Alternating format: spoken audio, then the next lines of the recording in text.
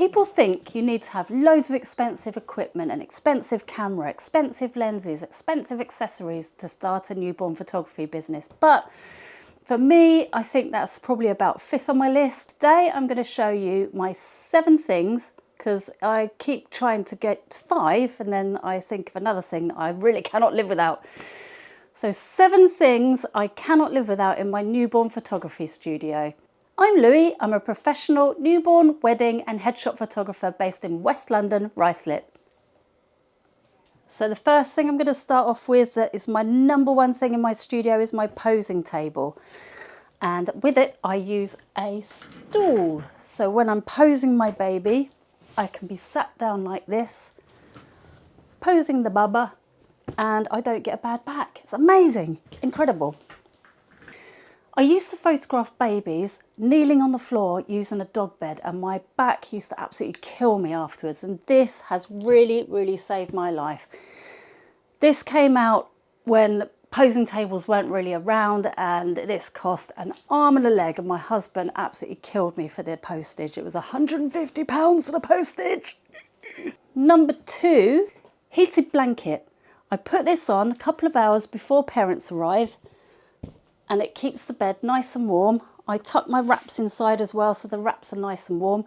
So when you get baby undressed, take that off, put baby on here, and it's all nice and warm. So it's not going to wake them up, not going to give them a startle effect, and they should stay nice and sleepy for you. And then you can wrap them up in the nice warm wraps, and they stay nice and calm, and you can get all those lovely little poses.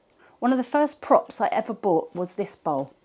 And I've had that for about 8 years now, and I think my husband thought I was nuts when I bought it because it cost me about £75 or something. But considering I've been using that for 8 years, I'd say that is actually a bargain. I use it all the time, put baby in the bowl, shoot from above, bird's eye view with flowers or leaves around it. It's so versatile, and parents love those pictures. Always buy that picture. So a proper wool stuffer. This is a curly, proper wool stuffer, and you can stuff that in literally any prop really, and it's really nice and soft. Babies find this really comfortable. I often find I'll put them in here, go to soothe them, and once I've finished taking the pictures, they've gone to sleep because it's really squashy and soft and it's so comfy. I think I'd like to sleep in it. Don't let baby pee in it, because then you have to hand wash it. You can't put this in the washing machine because it will get ruined. And then it takes about a week to dry. But this is one of my favourites. I use this all the time as well. It's got a beautiful texture and it's really comfy for babies. Teddy bears. There's nothing cuter than a baby cuddling a little tiny teddy bear like that. Oh, he's so cute. Parents love a picture with a teddy bear. You get a really good knitted teddy bear, it's super cute. What you do is you pose the baby and have them cuddling the bear, and when the parent looks round, they absolutely cannot resist it. They're like, oh my gosh, that looks so cute. I've never seen them look like that before. And it's a picture for them to treasure forever. Flocati. I'm not really sure how you say it. Flocati, flocati, flocati. Anyway, it's a furry rug, and they have this beautiful texture on them. It looks like a great big rug. And then what I use it for is, I put it on the floor, and you can do a sibling shot, shooting from above. I normally put some cushions underneath just to raise up the head so you can get a nice angle on their heads.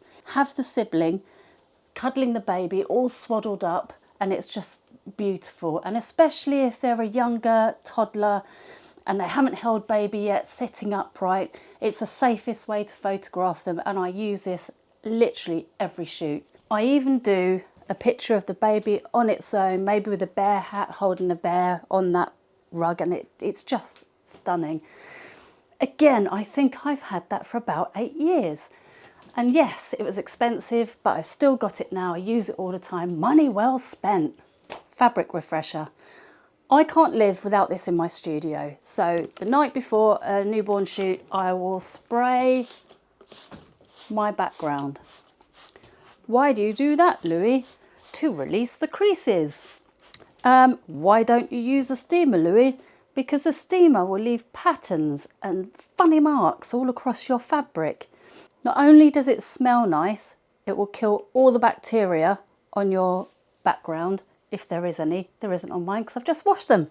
Yeah, and then what I do is I spray it, clamp it, leave it beautifully straight the next day. Parents have commented on how crease-free my fabric is and have said, oh, have you used a steamer on that? And I was like, no, I use this. I'm going to give you a little bonus. I'm going to tell you 2 things that I actually can live without in my studio that I wish I'd never bought. One of them was a right royal waste of money. Baby shusher. I have never ever used this. I think I tried to use it at first. I can't get it to work, and B, when you can get it to work, is that going to work? Here you go, look. I think that's really creepy. It's creepy as heck. No, thank you.